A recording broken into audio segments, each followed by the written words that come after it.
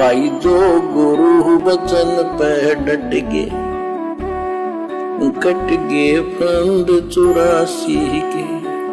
नहीं गिरता उसका देवर को देखे कोई पशु बचे, तो ये कष्ट मोल ले लिया, इतना कहर टूट गया इस छोटी सी बात के बिना। भक्ति ना करने से कितना जुल्म होगा हमारे साथ। बच्चों आंख खोलो, ओए होए होए। फिर पीछे तो खर की जगह कुरली चुगने जाए, टूटी कमर पजावा चढ़े, तेरा कागा मांस गिला। सुख देने 84 भुगती कहाँ रंग कहाँ राय, ऐसी माया काल बली की नारद मुनि भरमाए। ध्रुव प्रहलाद और कबीर नाम दे रहे निशान गुराए, दास गरीब कबीर का चेहरा। शब्द है शब्द समान। अब भगवान के बेटे गरीबदास जी बता रहे हैं कि सुखदेव भी एक बार गधा बना, अब किसके और किसको बख्शेगा ये, रेजों की दुरुस्ती कर रखी है। ऐसी माया काल बली की नारद मुनि भरमाए। ध्रुव प्रहलाद और कबीर नामदेव रहे निशान गुराए। यानी ध्रुव जी को प्रहलाद जी को थे आम आदमी मानते हैं कि ये मुक्त हो गए, भक्ति करके वे अपना मोक्ष प्राप्त कर लिया। लेकिन कितना प्राप्त कर लिया? 1008 युग का ब्रह्मा का जो दिन है, ये इनको इतना राहत है। इस 1008 वर्ष का जो ब्रह्मा का दिन है, इतने ये स्वर्ग में रहेंगे, उसके बाद फिर नीचे आएंगे। इनमें भी भक्ति के ऊपर निर्भर करता है। जैसे ध्रुव को तो एक युग के लिए यानी वहां स्वर्ग में रहेगा, तो इस प्रकार परमात्मा बताते हैं कि पूर्ण मोक्ष तो कबीर साहब हुए, मुक्ति तो ईब होगी सार नाम सार शब्द से। मुक्ति कब होगी? मुक्ति तो ईब होगी, ईब। क्योंकि 650 साल पहले भी मुक्ति नहीं हुई भाई। 650 साल पहले तो अगर आप दाढ़ी मूछ वाले को भगवान मानते हो, कबीर मानते हो, तो खुद आए थे, वो भी मुक्त नहीं कर पाए 650 साल पहले एक को भी काल के जाल से।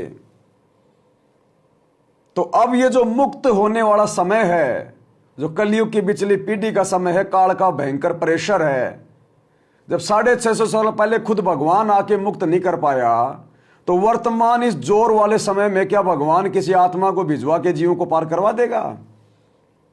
इस समय तो भगवान ने खुद ही आना था, खुद ही। तो गुरुदेव कह रहे हैं इब पार हो गए, इब यो है वो समय पार होने का। आज से पहले कोई पार नहीं हो पाया।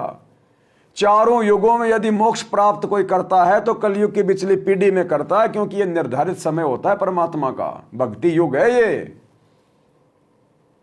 तो ईब हो गए पार, ईब है यो समय, तो ईब आया है वो परमात्मा अपनी फुल फॉर्म में। जिस समय काल ने भयंकर रूप से तांडव मचा रखा है, भयंकर रूप से दुनिया में राग द्वेष विषय विकारों की इसने आग लगा रखी है। इस समय कोई आत्मा भला कैसे आत्मा को पार कर देगी? जीव कैसे जीव को पार कर देगा? इस समय तो पीव ने आना था, पीव ने, परमात्मा ने।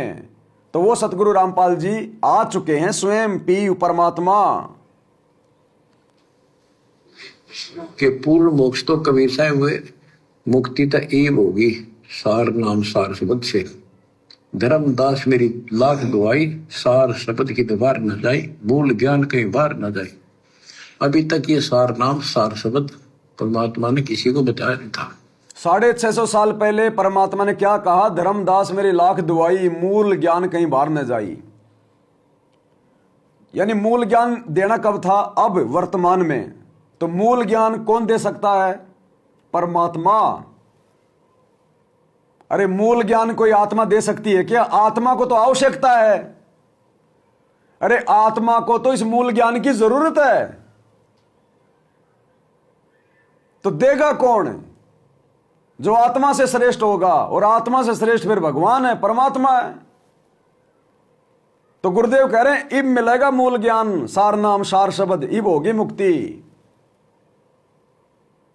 आज से पहले नहीं दिया किसी को मूल ज्ञान, सार शब्द, सार नाम। अब मिलेगा, अब दिया जाएगा सत भक्तों को, जो गुरु को भगवान मानेंगे उनको, जो वास्तव में अपना मोक्ष चाहेंगे उनको, जिनको काल की तरफ से नफरत हो जाएगी, जो झूठे सांसारिक चौचलों से पीठ मोड़ लेंगे, मुंह मोड़ लेंगे, जिनको राजनेता और राजनीति सौपन में भी दिखाई नहीं देगी, उन भक्तों को अब देगा परमात्मा सार नाम सार शब्द। सार नाम सार शब्द से धर्मदास मेरी लाख दुआई, सार शब्द की दीवार न जाए, भूल ज्ञान कहीं बार न जाए। अभी तक ये सार नाम सार शब्द परमात्मा ने किसी को बताया नहीं था, अब ये खुला है। मोक्ष तो बच्चों ईब होगा आपका, सहज में होगा। आप नामदेव और ध्रुव प्रहलाद से कम सौभाग्यशाली नहीं हो, उनसे ज्यादा सौभाग्यशाली, क्योंकि आपको सीधा मोक्ष मिलेगा, उनको फिर से जन्म लेना पड़ेगा। क्या करे परमात्मा, आप ध्रुव प्रहलाद और नामदेव से कम सौभाग्यशाली नहीं हो, उनसे ज्यादा सौभाग्यशाली हो। अरे जिस नामदेव के लिए भगवान ने मरी हुई गाय को जिंदा किया, जिस नामदेव की परमात्मा ने झोपड़ी बनाई, जिस नामदेव के लिए परमात्मा ने वो मंदिर फेर दिया, कहते हैं आप उस नामदेव से भी श्रेष्ठ आत्मा हो, और उस नामदेव को अब इस वर्तमान समय में जन्म नहीं मिलेगा, उसका भी मोक्ष नहीं है। और आप और हमारा परमात्मा ने निर्धारित कर दिया, और फिर भी हम दो कोड़ी के राजनेताओं की रैलियों में धक्के खा रहे हैं, गर्मी में धूल फाक रहे हैं। तो हम अपने आप को पहचान का रहे हैं, और जो खुद को नहीं पहचान पाया वो परमात्मा को, अपने गुरु को क्या खाक पहचानेगा। जिसको आत्मज्ञान नहीं, उसको परमात्म ज्ञान कहां से हो जाएगा। तो लाखों की संगत जो आश्रमों से जुड़ी हुई है, ये तो अभी आत्मज्ञान से भी अपरिचित है। जिसको आत्मज्ञान हो जाएगा वो चिंतित हो जाएगा, वो टाइम पास नहीं करेगा। जाटों की जाट आरक्षण में बैठ के, गुंडों की सीबीआई जांच में बैठ के, नेताओं की रैलियों में जाके। तो क्या कह रहे हैं भगवान कि आप ध्रुव प्रहलाद से कमजोर आत्मा नहीं हो, उनसे ज्यादा अच्छी आत्मा हो, क्योंकि नामदेव को फिर आना पड़ेगा, ध्रुव प्रहलाद को फिर आना पड़ेगा। क्या कह रहे हैं, तो आपका सहज में होगा। आप नामदेव और ध्रुव प्रहलाद से कम सौभाग्यशाली नहीं हो, उनसे ज्यादा सौभाग्य, ज्यादा, क्योंकि आपको सीधा मोक्ष मिलेगा, उनको फिर आना पड़ेगा, उनको फिर से जन्म लेना पड़ेगा। कभी इसी कल में ये सत्कर मान लेना, तुम बल्कि बच्चों की बात ना समझना। इसको मैं कोई रूम बाट नहीं हूं, व्रत की थोक मिलोता हूं, कति काटे की बात कह रहा हूं, लेकिन इसको हल्के में लोगे तो फिर दुरुक्ति शुरू हो जाएगी। हमें कह रहे हैं भक्तों को, अगर इस बात को हल्के में लोगे तो फिर दुर्गति शुरू हो जाएगी। और गुरुजी के जेल जाने के बाद में सतलोक आश्रम ने, गुरुजी के परिवार ने, 90% संगत ने तो हल्के में ले लिया, हल्के में लिया, तभी तो काल का दाव लग गया। राजनीतियां कर बैठे, रैलियों में धक्के खाने लग गए, स्टेडियम बना दिए, हॉस्पिटल बना दिए, और आश्रम बनाने में लग गए। जैसे कि ये रोडों पे सोते हैं, इनके घर नहीं है, घर में भक्ति नहीं कर सकते ये, इनके तो आश्रमों में भक्ति होती है। गुंडों की जांच, जाटों की धर्मशाला है, अयोध्या में भंडारा, नेपाल में गए थे लगाने, लेकिन भगवान ने भक्तों को बचा लिया। अगर हल्के में लोगे तो फिर वाई दुर्गति शुरू हो जाएगी। ये वचन भी समर्थ बोल रहा है, कोई डूम भाट नहीं बोल रहा, ये भी सतगुरु ही बोल रहा है कि हल्के में लोगे तो फिर दुर्गति हो जाएगी। तो ज्यादातर की तो दुर्गति शुरू हो गई है। आश्रमों से जुड़े भाई बहनों की आए दिन अकाल मौत हो रही है। भाई जो गुरु बचन पे डट के,